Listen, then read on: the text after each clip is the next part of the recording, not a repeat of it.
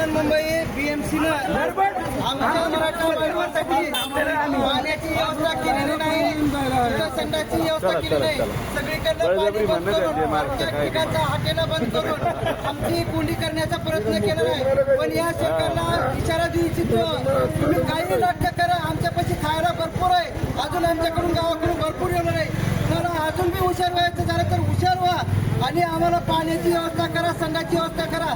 तुमचं जेवायची आम्हाला काही लागणार नाही, आमची जेवढी कुवत आहे आमच्यापाशी सर्व राशन आहे, पण पाणी नसल्यामुळं आम्हाला हे करायची राहिले. आज आंघोळीला पाणी नाही म्हणून आम्ही रोडवर आता फक्त एकाला बसलेलं आहे. त्याच्या पुढे उद्यापासून प्रत्येक चौकामध्ये संडासला सुद्धा आम्ही रोडवरच बसणार.